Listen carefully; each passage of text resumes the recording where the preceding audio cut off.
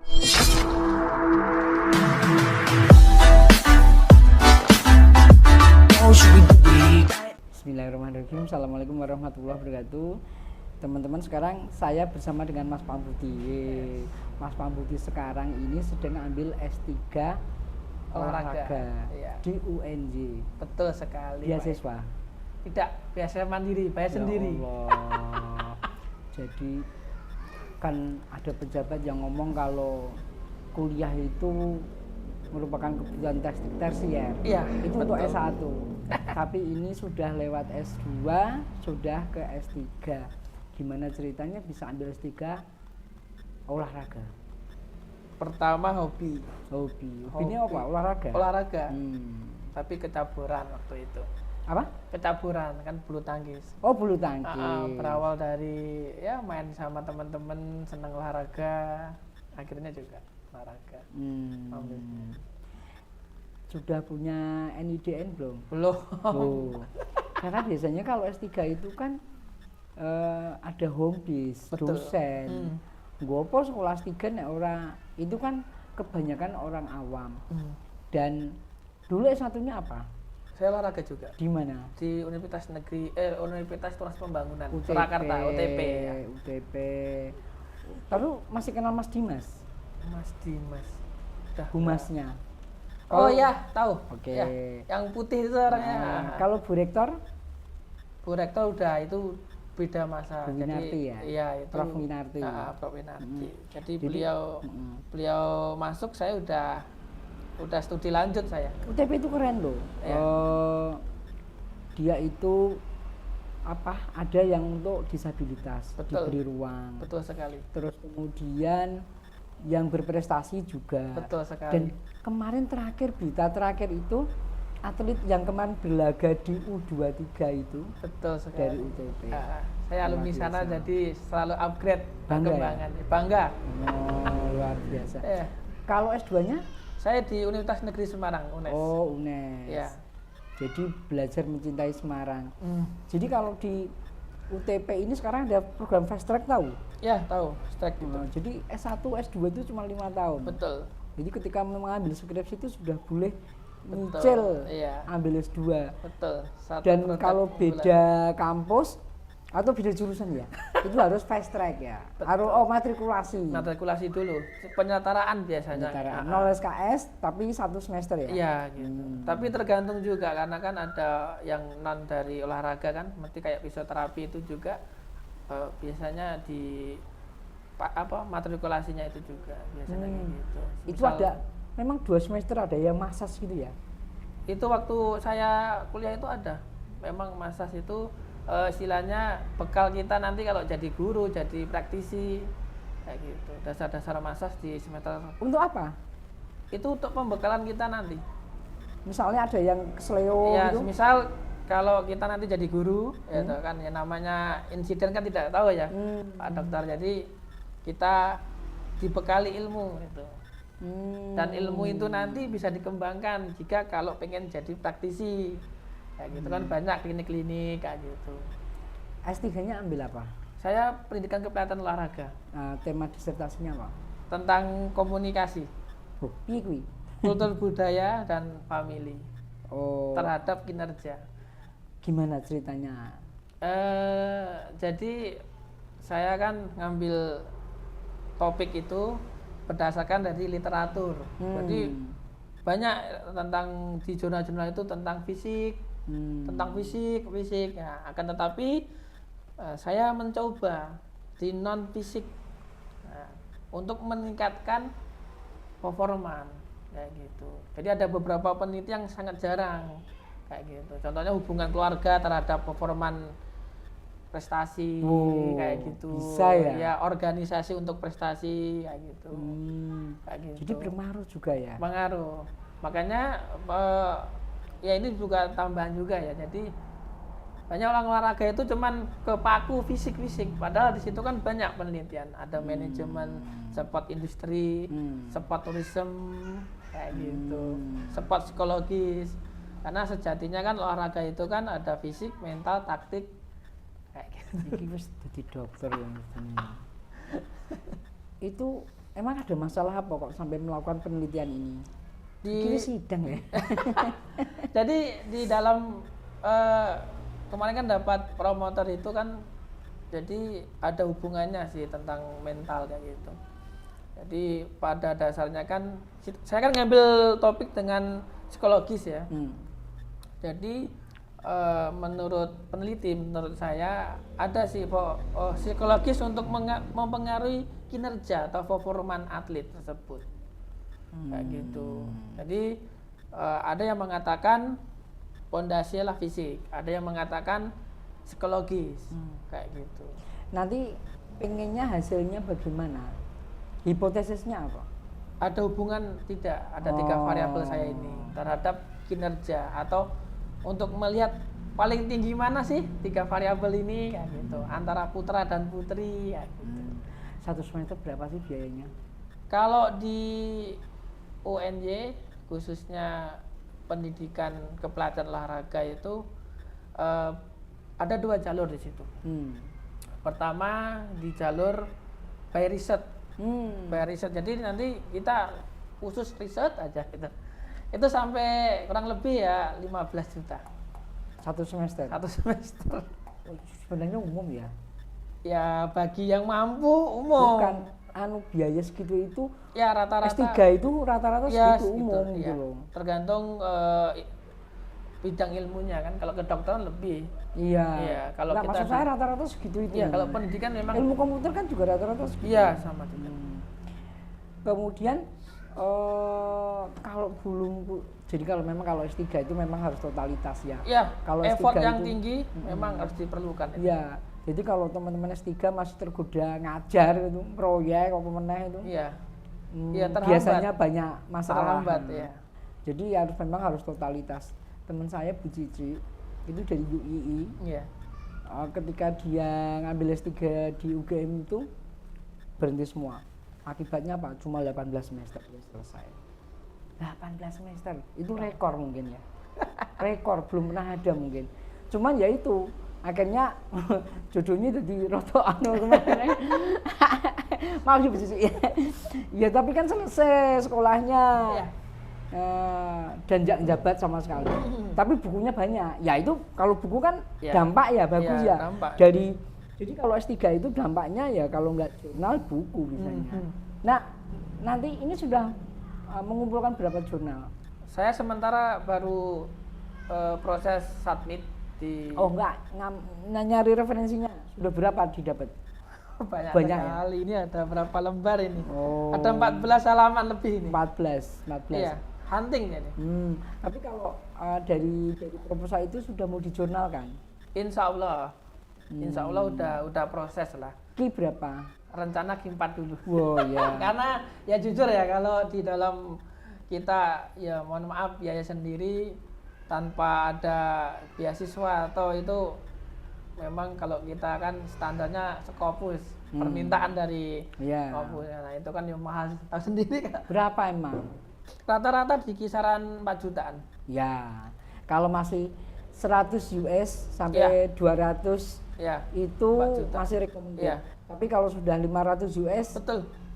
Tidak recommended. Betul. Karena biasanya yang mulai 500 US itu rata-rata mereka bermasalah. Iya. Jadi di bawah 400 ya kalau nanti misalnya mau Q4 ya. Tapi kalau Q1 malah justru malah lebih rendah malahan. Tergantung itunya sih kalau saya, tergantung jurnalnya juga.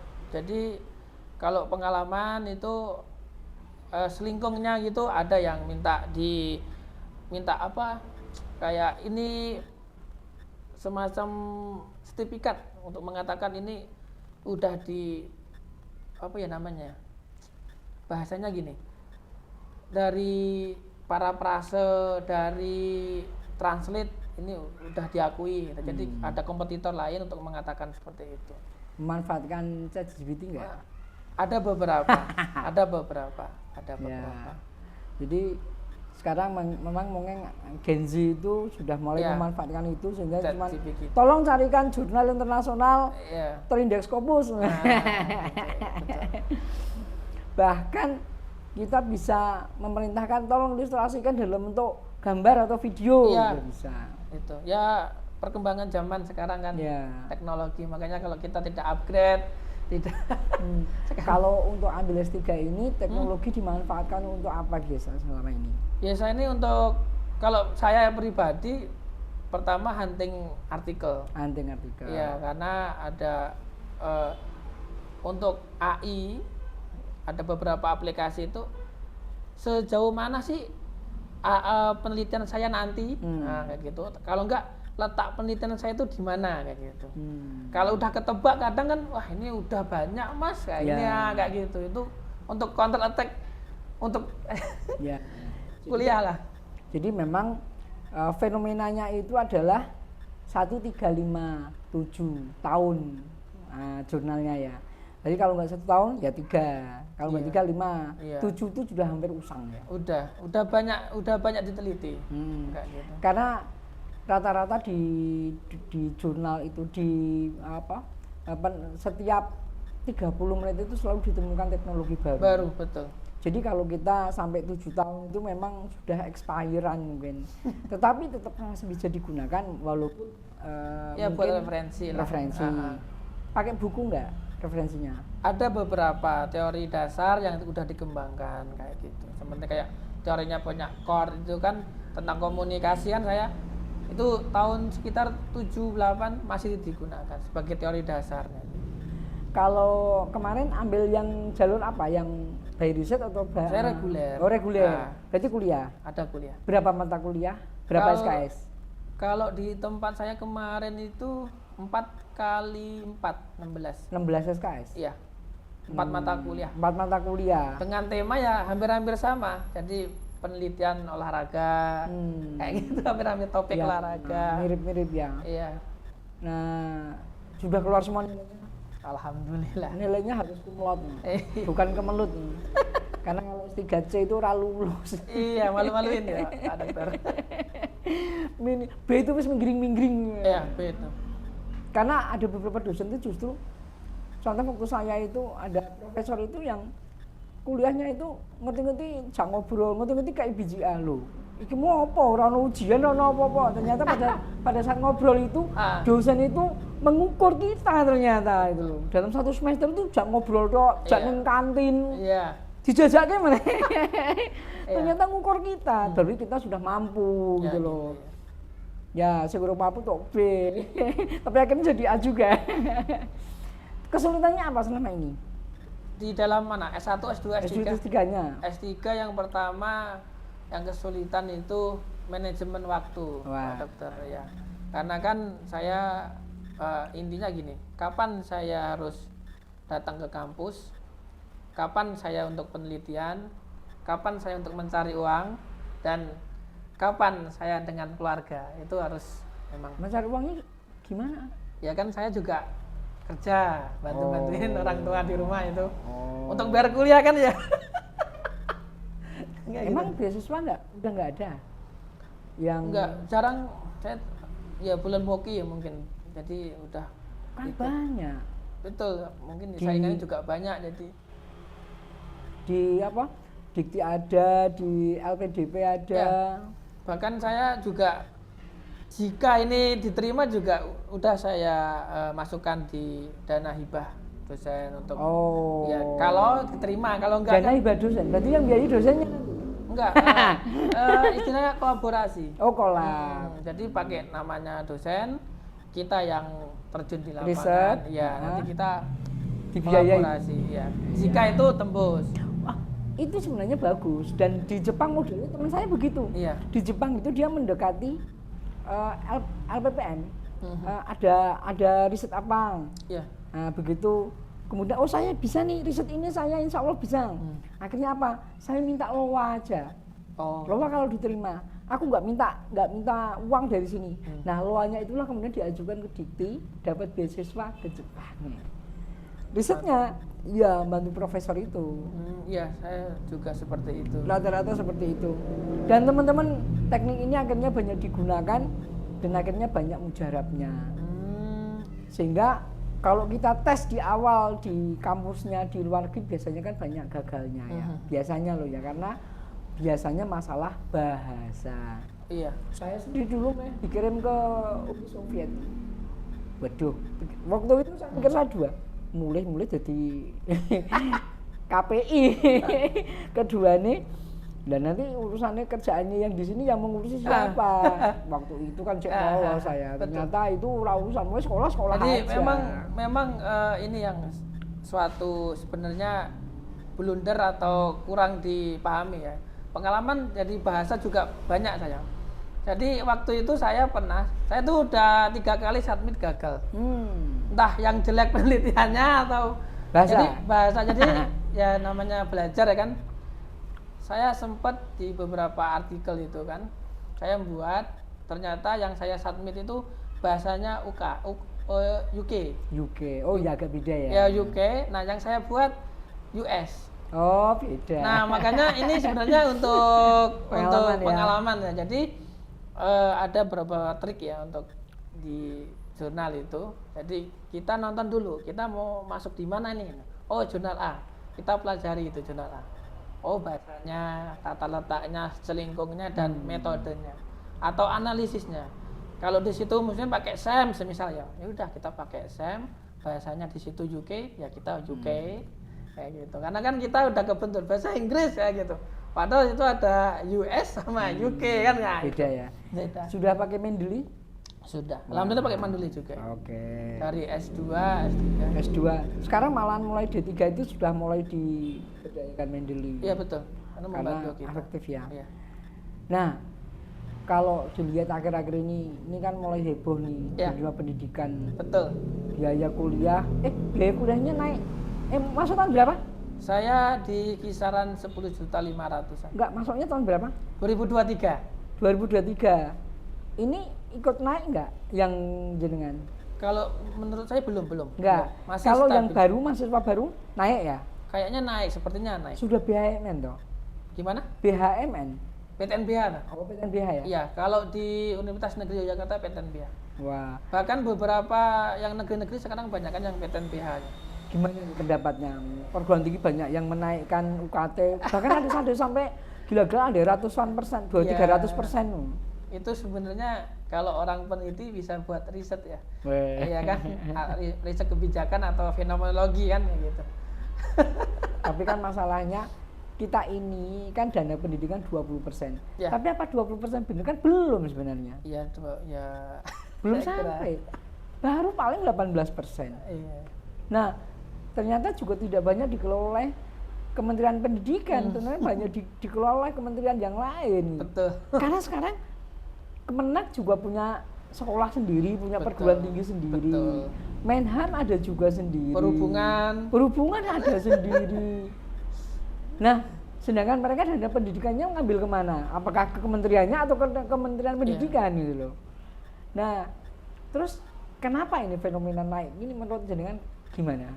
Ya mungkin dari sudut pandang saya ya. Karena kan masyarakat kita banyak. Kedua, anggaran kan tidak bisa meratakan semua kayak gitu. Menurut saya seperti itu. Ya, tetapi menurut saya. Kalau kita lihat waktu Jepang dibom atom, pemerintahnya itu langsung mengidentifikasi masih ada berapa guru yang ditanyakan gurunya ada berapa. Kalau di Indonesia pengusahanya ada berapa. Itulah suatu fenomena kan.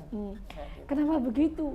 Karena dengan ludesnya dua kota itu tentu membutuhkan pendidikan agar nanti besok yang akan menjadi pejabat, yang akan menduduki pimpinan khusus itu generasi mendatang itu terfokus, terpola dengan baik. Kalau kita kan mungkin belum ya. Betul. Kalau di Jerman apalagi, Jerman itu kan kuliah kan gratis semua. Iya. Bahkan ada yang difasilitasi untuk bekerja juga kan. Iya. Di Jerman memang kalau bekerja nanti kan yang mensponsori masuk perguruan tingginya kan perusahaannya.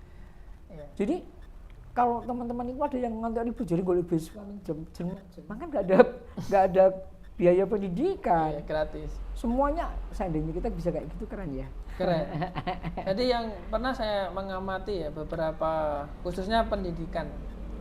Jadi kalau dikaji dengan kacamata politik, jadi misalnya kita punya 10T nih. saya kembangkan di pendidikan, itu terlihatnya atau hasilnya itu 10 bahkan ada yang 30 tahun. Ya, 30 tahun ke depan. Ya, baru kelihatan. Tapi kalau dana itu 10T, kita buat suatu produk, itu 3 atau 5 tahun bisa kelihatan. Nah, itulah yang jadi PR ya buat kita. Sepertinya juga kita ini belum punya kolaborasi yang baik antara Betul. pendidikan tinggi dan dunia industri, dunia usaha. Betul, iya. Jadi kalau saya waktu ke Korea, saya itu handphone apa Samsung 20 tahun lagi, 20 tahun lalu kan nggak ada yang tahu. Iya. Itu mau ganjel mejo itu. Tapi ternyata 20 tahun kemudian sekarang ini handphone Samsung itu kan merajai. Ternyata keywordnya, rahasianya Samsung dulu punya dana riset. Dia tidak mau meriset sendiri. Nah, dana riset itu kemudian diberikan kepada perguruan tinggi. Perguruan tinggi kita dosen butuh riset. Betul. Butuh dana riset juga. Sehingga klop gitu loh. Hasil risetnya dosen ini kemudian dikembalikan lagi ke industri. Dan simultan begitu. Jadi ada istilahnya hubungan timbal balik, interaksi yang sangat bagus. Kalau misalnya dari pihak Samsung itu membuat riset sendiri mungkin tidak fair kan? Ya. Atau mungkin juga dia punya keterbatasan. Tapi kalau yang buat kampus kan pusatnya ilmu pengetahuan. Jadi akan jauh lebih apa istilahnya lebih terlihat begitu. Betul, ya. Nah, dan saya diperlihatkan di Samsung itu handphone yang dibuat pertama di itu sampai high end itu bagus. Bukan masalah bukunya, petok kabeh. Dan sebelum kita masuk dan siap melihat itu, lampunya masih dimatikan. Begitu sudah siap belum? Sudah, baru dinyalakan. Handphone segala macam tahun itu cerana kabeh. Dan kita tidak boleh bawa handphone, menyalakan handphone tidak boleh motret juga. Jadi di memori kita ya. Ya, hanya kita nginget aja. Di prosesor kita. Nah, seandainya kita ini loh, kampus ini bisa punya hubungan yang baik dengan dunia industri dan usaha, tentu akan jauh lebih keren lagi. Tentu biaya-biaya ini bisa akan kita tekan dengan baik. Dan mungkin juga tidak akan membebani Kementerian Pendidikan. Betul. Ya kan? Dan sebenarnya yang jadi masalah juga adalah korup. Iya, ya itu memang mental kita memang harus juga dibenahi.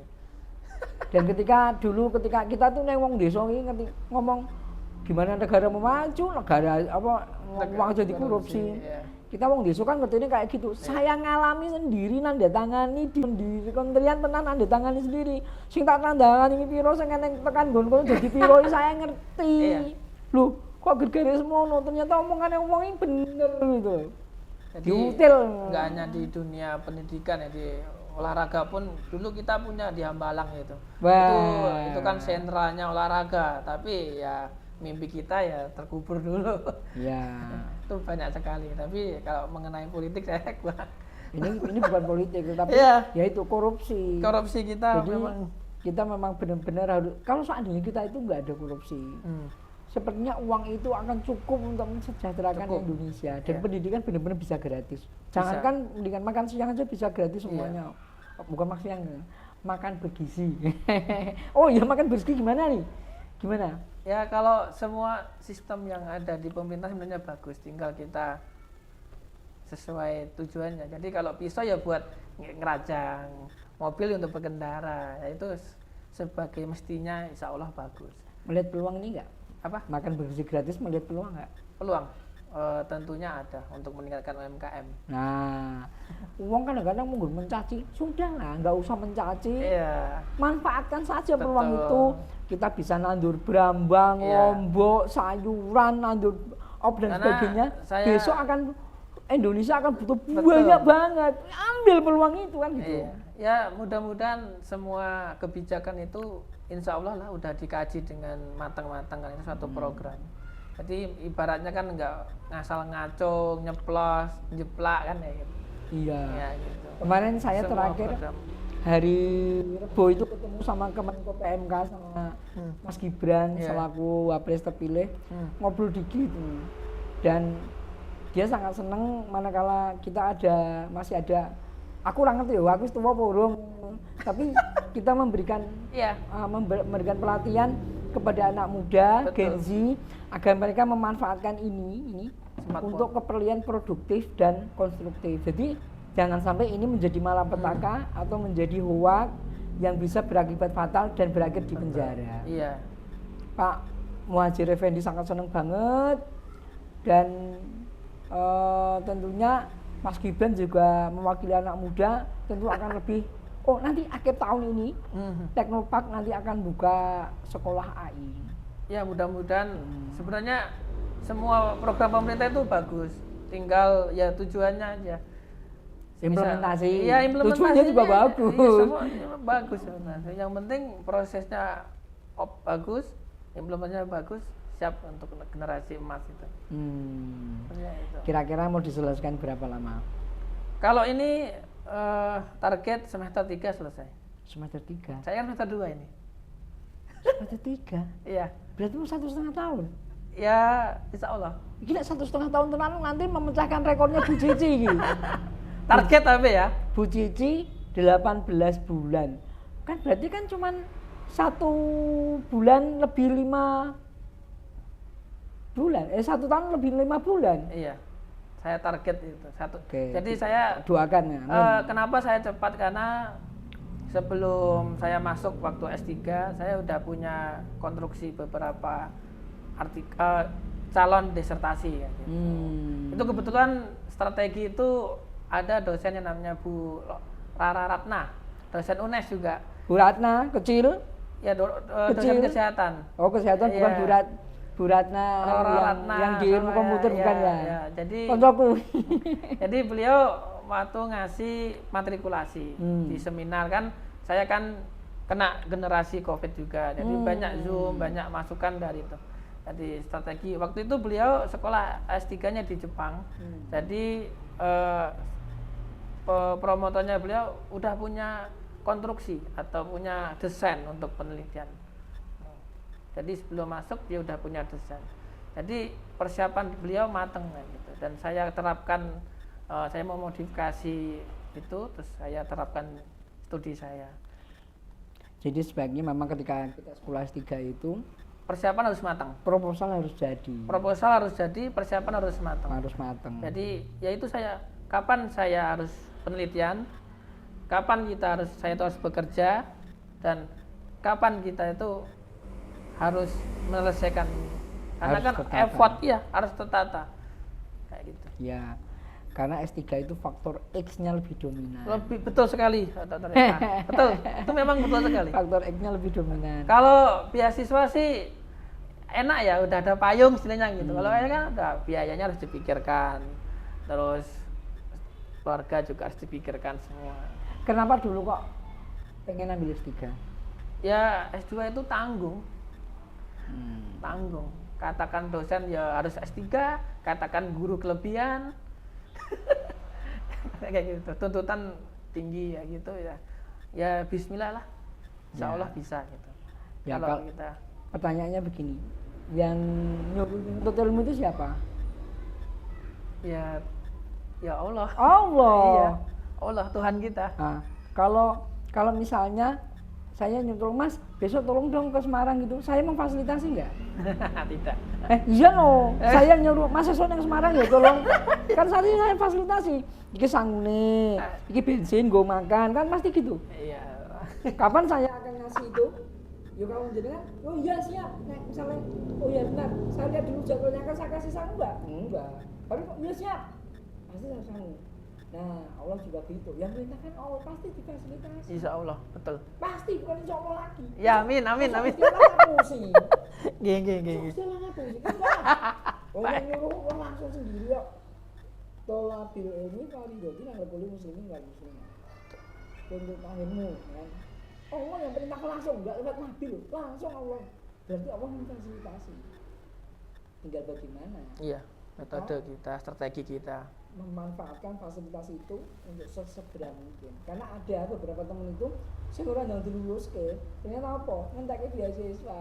Oh ya itu ya Itu mungkin. cek engko weh anu sesuk lulus nggur dolan, ternyata nggur ngentekke beasiswa sih. Tapi ada juga di kantor kan sibuk banyak, kalau ada sekolah kan wah bisa kita liburan sekalian menuntut ilmu. Itu kalau nggak beasiswa. Kalau beasiswa rata-rata pada begitu. Tapi kalau mandiri, secepat mungkin. Iya.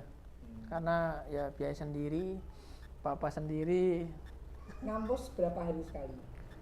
Kalau saya ngampus bimbingan saja, jadi saya setor biasanya malam itu promotor saya itu Proptomo itu sama kopromotor.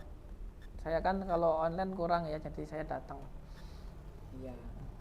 Kita pernah yang dulu PJJ itu jelaskan yang gue PJJ terus pulang jam lah mudeng parah nih dijelaskan 15 menit mudeng. Iya. Terus saya datang. Datang itu juga butuh effort, biaya kan juga, nggak apa-apa, itu ya bentuk dari proses. Kalau berangkat jam berapa? Tergantung prof. Saat dulu baru subuh berangkat. Yo, kalau saya biasanya jam 7. Subuh berangkat, terus sampai geledak dulu nang mobil nang danu itu, geledake seblake, terus tengah itu nang kantin sarapan. Kalau saya biasanya sholat, bangun, nanti baca-baca yang nanti ya. Ya kan ditanya-tanya kayak gitu, oh udah tahu kan. Karena kan kalau pagi kan masih seger kan masih. Nah nanti jam 7 berangkat sampai sana jam 9. Kadang propnya belum datang, kadang sudah kayak gitu. Udah kita diskusi. Ada ruang diskusi nggak gitu sama teman-teman yang lain? Gitu? Kebetulan satu bimbingan ada. Satu bimbingan, semisal saya bimbingan Pak Eka punya bimbingan yang tahun kemarin atau yang mau itu ada. Oh iya. Natural kan disediakan. Iya. Karena biasanya faktor itu sangat efektif gitu. Iya gitu.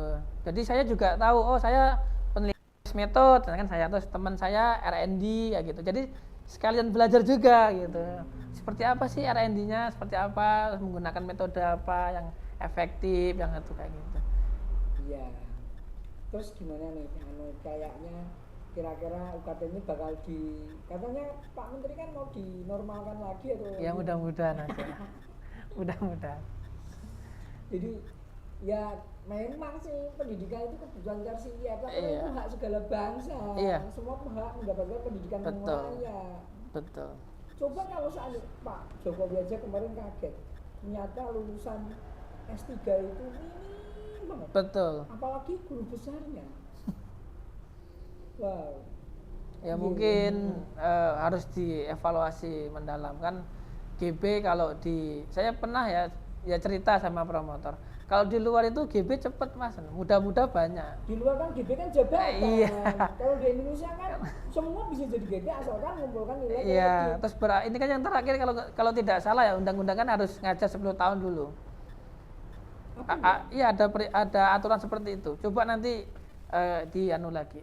Harus ada mengajar berapa tahun. Kayak gitu. Sulit, kan? Makanya itu kita kebentur dengan peraturan. Maksudnya 10 tahun itu sejak mengajar? Iya. Oh iya, berarti aku sudah. Ya sudah mengajar.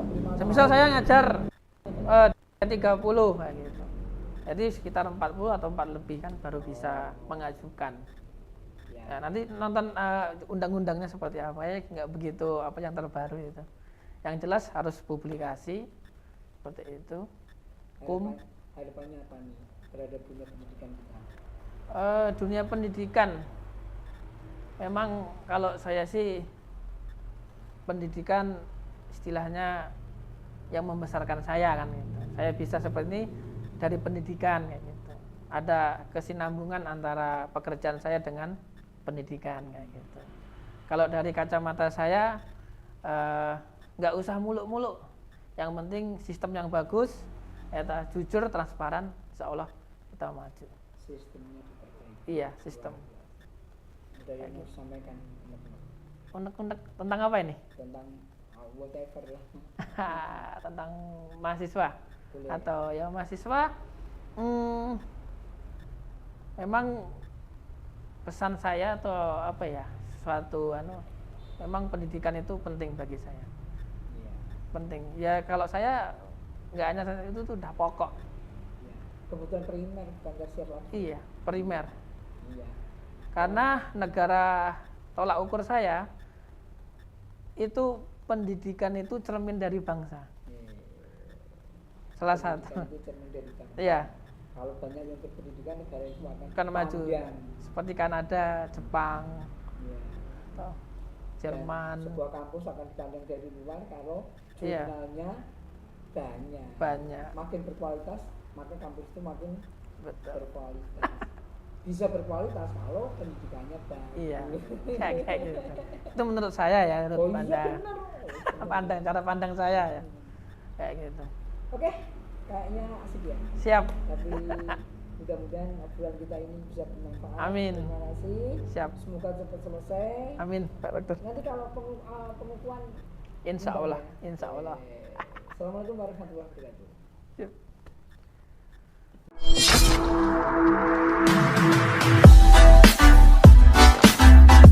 How should we